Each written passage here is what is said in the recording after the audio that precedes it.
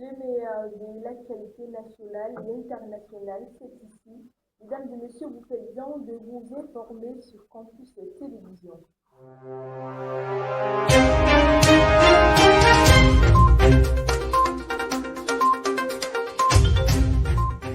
En ouverture de ce flash info, nétrologie, décès du général Ezo Vando. Le ministre délégué à la présidence chargé de la Défense a annoncé hier mardi la mort du général de brigade Ezo Vando Simon. Commandant de la première région militaire interarmée, il est décédé dans la matinée à l'hôpital continental en Inde des suites de maladie. Dans un communiqué, le ministre a présenté au nom du chef de l'État et chef des forces armées les condoléances de la nation à la famille éplorée. Le programme des obsèques sera rendu public dans les prochains jours. Le Cameroun perd un officier supérieur respecté, engagé au service de la nation. Son souvenir restera gravé dans les mémoires et son âme repose en paix. À Yaoundé, polémique après la fermeture des églises de réveil. La fermeture de plusieurs églises de réveil dans l'arrondissement de Yaoundé 5 fait grincer les dents. Dans une lettre adressée au sous-préfet, des fidèles dénoncent une décision injuste et une atteinte grave à la liberté de culte. Pour eux, le rôle de l'administration doit se limiter à la régulation des nuisances sonores et non à l'ingérence dans les affaires religieuses en respect du principe de laïcité.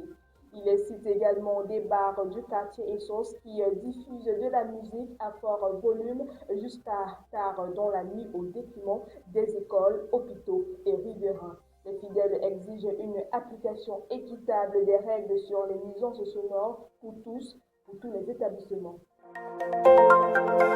À l'international, crise entre le Nigeria et l'Afrique du Sud. Le Nigeria annonce qu'il demandera réparation pour ses citoyens ayant perdu commerce, logement et autres biens en quittant l'Afrique du Sud sur fond de campagne anti-migrants.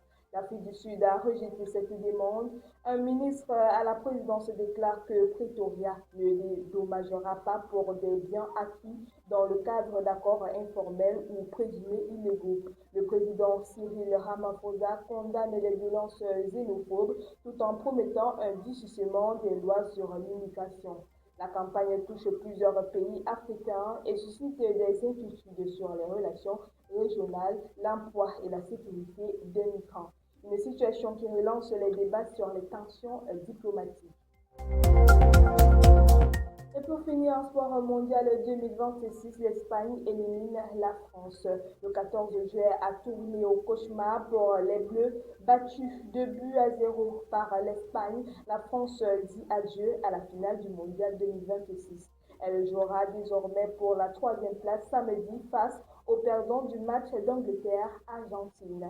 Un match mal négocié à la 22e minute. Une faute de Lucas Digne sur Lamine Yamal a provoqué un pénalty transformé par Oyarzabal. Poro, lui, a aggravé le score à la 58e minute. Les Bleus n'ont pas trouvé la faille face à la défense espagnole, la plus solide du tournoi.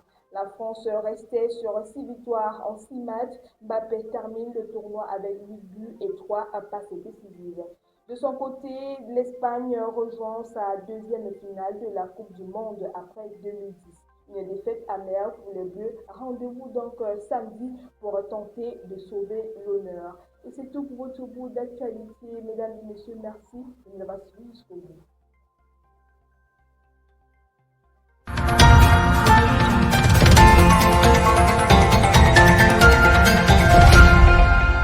Campus TV, nous sommes ensemble.